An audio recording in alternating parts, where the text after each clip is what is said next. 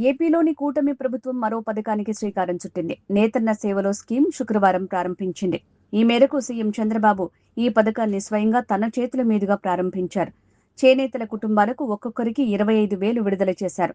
ఏపీలో మరో కొత్త సంక్షేమ పథకం ప్రారంభమైంది. చేనేతల కోసం నేతన్న సేవలో పథకాన్ని సీఎం చంద్రబాబు శుక్రవారం ప్రారంభించారు.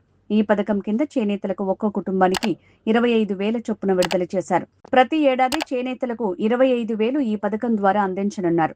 చేనేతలకు ఆర్థికంగా తోడ్పాటు అందించాలనే లక్ష్యంతో ప్రభుత్వం ఈ పథకానికి శ్రీకారం చుట్టింది.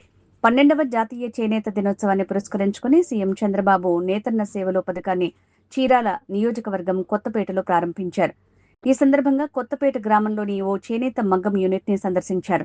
చేనేత మగ్గం వద్దకు వచ్చిన ముఖ్యమంత్రికి చేనేత యూనిట్ యజమాని బండారు బాలసుబ్రహ్మణ్యం స్వాగతం పలికారు.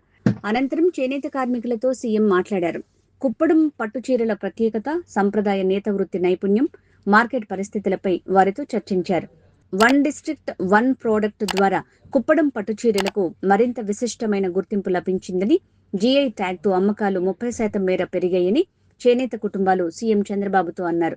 గత ఏడాది చీరాలలో తయారైన కుప్పడం పట్టుతో పాటు అత్యుత్తమ వృత్తి నైపుణ్యానికి కేంద్ర ప్రభుత్వం అవార్డు దక్కడం గర్వకారణమన్నారు. చేనేతల జీవనోపాధి, ప్రభుత్వ సంక్షేమ కార్యక్రమాల అమలుపై చేనేత వర్క్షాప్లోని కార్మికులతో ముఖ్యమంత్రి మాట్లాడారు. వర్క్షాప్ ఏర్పాటుకు దారితీసిన ఆలోచన, యూనిట్ స్థాపన, ఎదురైన సవాళ్లు, వాటిని అధిగమించి తీర్చిదిద్దిన తీరు, యూనిట్ను సమర్థంగా నడిపిస్తున్న అంశాన్ని వారు సీఎంకు వివరించారు. ముందుగా కంచి బార్డర్ చీరల తయారీదారు బత్తా ధనుంజయరావుతో ముఖ్యమంత్రి మాట్లాడారు.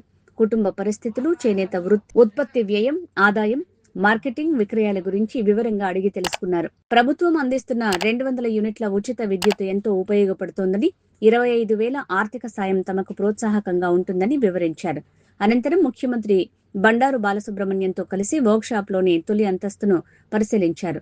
భవనాన్ని విస్తరించి మరిన్ని మగ్గాలు ఏర్పాటు చేసి మరింత మంది చేనేత కార్మికులకు ఉపాధి కల్పించాలన్న ప్రణాళికలను ఆయన సీఎంకు వివరించారు. కోవిడ్ కారణంగా నిలిచిపోయిన విస్తరణ పనుల్ని తిరిగి ప్రారంభించనున్నట్టు తెలిపారు.